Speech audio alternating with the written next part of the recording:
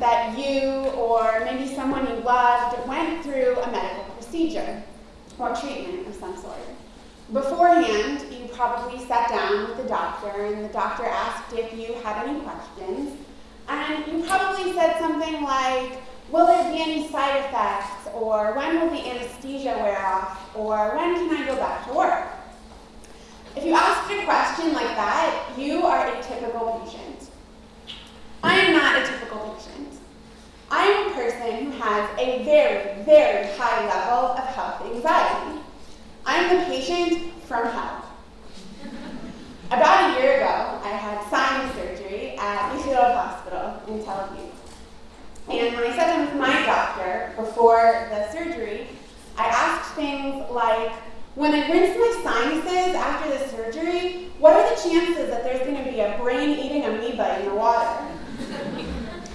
I asked him, what's the likelihood that I'm going to get a super antibiotic-resistant hospital-borne bacteria while I'm recovering in the hospital? Call me a hypochondriac, call me high maintenance. I am a person who has a high level of health anxiety. This means that I spend a lot of time thinking about things that most people never think about ever, and I assign those things a great deal of importance. It means that in the amount of time that it takes you to say Google, I go from, wow, my back hurts a little bit, to, oh my God, both of my kidneys are infected, I need a full blood workup and a sonogram now, and I'm going to die before I'm 30. It means that when my doctor told me that avoiding dairy was maybe good for my sinuses, I freaked out. I thought I had a full-blown infection after taking one bite of cheese.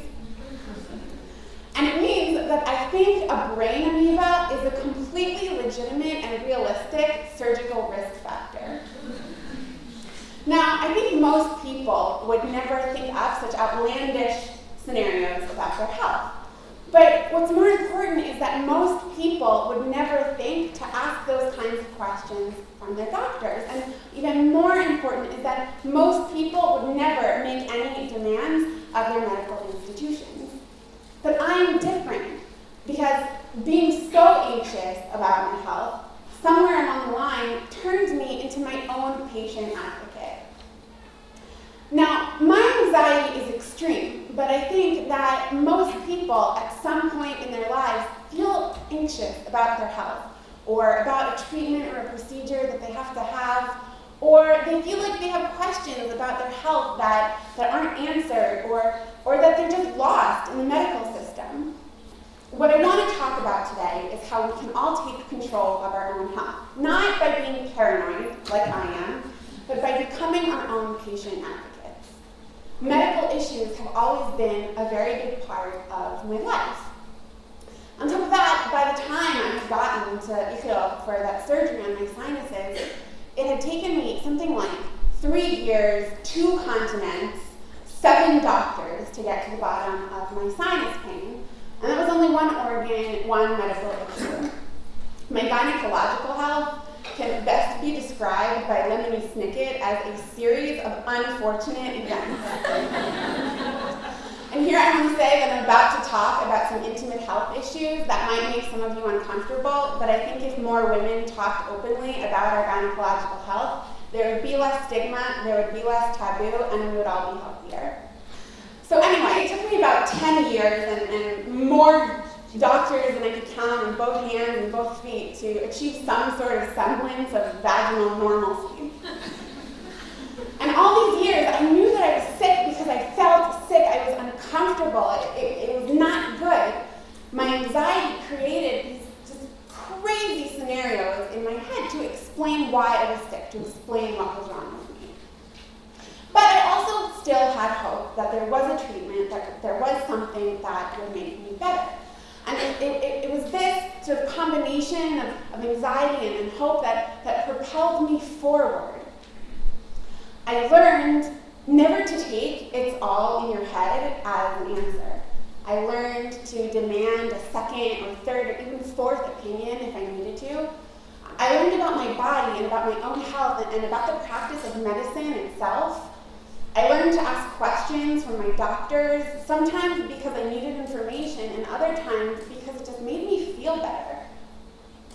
I learned to become an active agent in my own healthcare rather than a passive recipient. And as I grew into my own advocate, I came to understand that if we are to improve the effectiveness and the quality of the medical care that we receive, if we are to improve our own health, then it is imperative that we re-examine the way we think about the doctor-patient relationship and about the way that we as patients see ourselves in that process. So the first thing I want to talk about today in terms of becoming our own patient advocate is that I think we need to assume an equal partnership with our doctors and medical providers. Doctors do know a lot, but the times have changed, and we have changed, and we can know a lot too. The availability of information and the ease with which we can access it are greater than at any point in human history. So doctors no longer have this absolute monopoly on medical knowledge that they did once. This means that where once the doctor-patient relationship was unidirectional and very hierarchical, with your doctor talking down to you and sometimes even making decisions about your health without your consent and without your input at all, today there's so much more potential for informed dialogue between doctor and patient, and this flattens the relationship. It puts us on the same level. So if we're to be our own advocates, we have to recognize that we are partners in our own care. We're not the object for our doctors to act out medicine upon.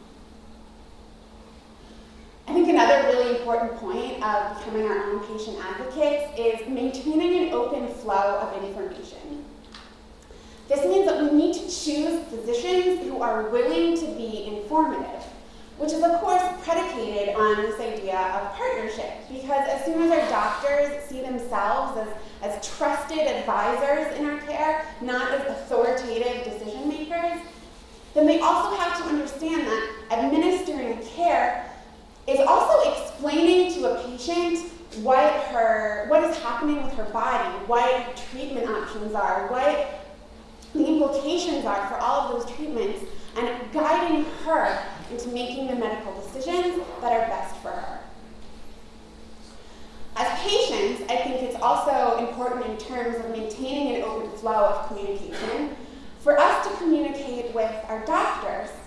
This means asking them as many questions as we have. It means expressing our fears to them and not being afraid of what they'll think or what they'll say, because when we ask questions and we express their fears, it guides them in giving us the information that we as patients need. About 3 years ago, actually 3 years exactly to the day, I had a minor gynecological procedure. I actually had to have it twice because the first time it failed. So as I'm sure you can imagine, I was a nervous, paranoid, anxious wreck.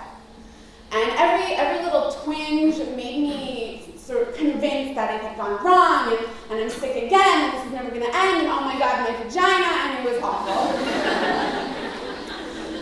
So I made an appointment with my gynecological specialist, and I sat down, and oh my God, freaking out about what's going on. And what did she do?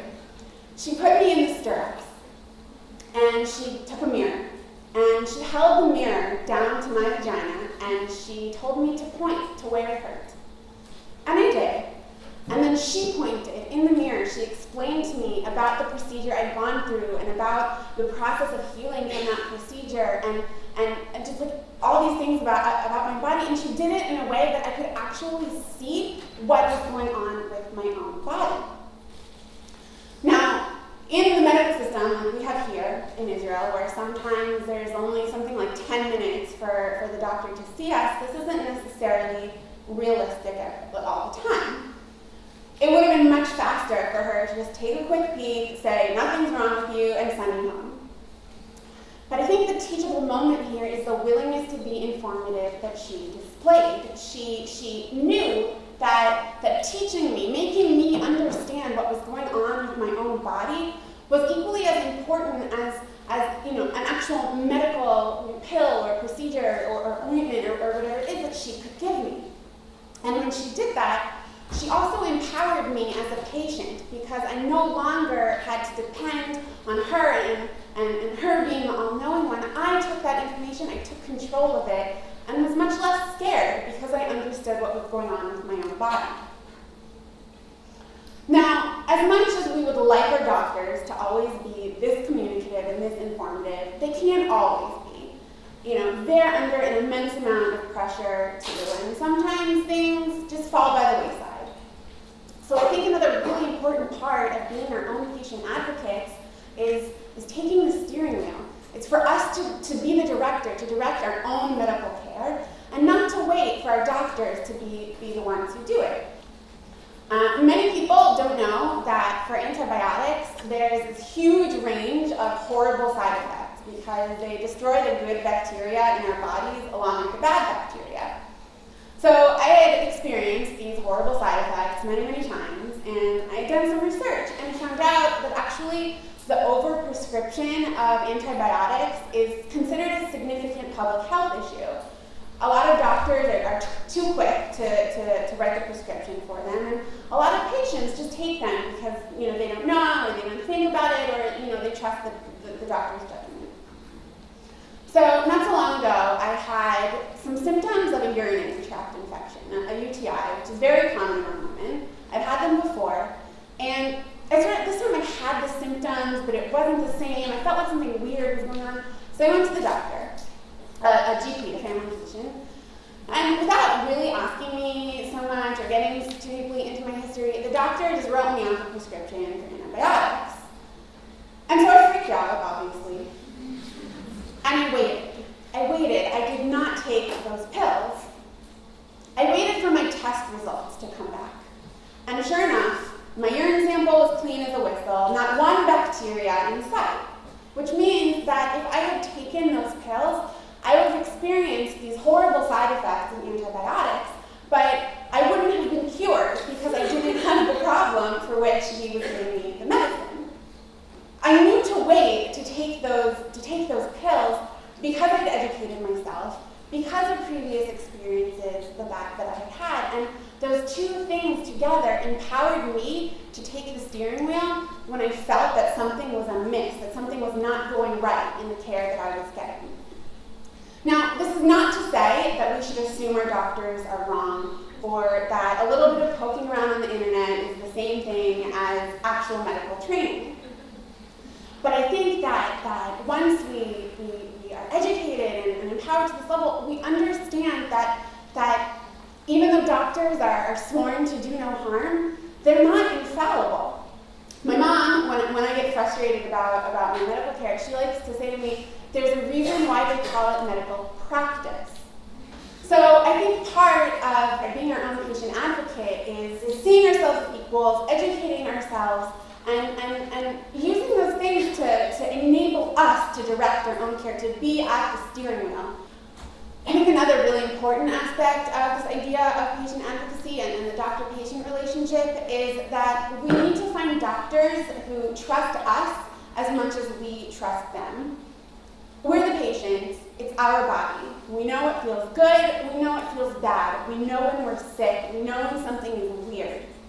And it's really important that we have doctors who recognize that the unique and unparalleled knowledge that we have as the person living inside of our body is equal to the medical know-how that they bring to the table. The first specialist, ear, nose, and throat specialist that I saw for my sinuses, who's actually a senior specialist in Tel Aviv, he said that there was nothing wrong with me. And I protested. I said, what do you mean? I'm in so much pain, and I've been in so much pain for a long time. So he agreed to send me for an x-ray. A few weeks later, I got a call from his secretary, not from him, telling me that I needed to go for a CT scan. And again, of course, I panicked because I didn't understand how I had gone from there's nothing wrong with you to you need a pretty serious medical diagnostic test. So I called his office and I demanded an explanation, and he said to me, who's the doctor here, me or you? I think the more salient question is, Whose body is it, mine or yours? So I called my doctor, I asked for my general doctor, and I asked for a recommendation for a different ENT specialist. The new guy we went to, he took my scans, he popped them into the computer, he turned the screen around so that it was facing both of us, and he proceeded to show me what all of the different shapes and colors of my CT scan meant about what was going on in my face. And he did so without even having to be asked.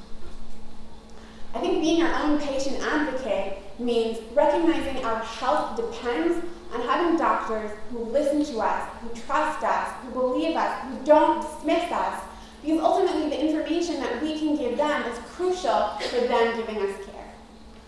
Being our own patient advocate also means that when our doctors can't stand up to this standard, we need to find ones who can.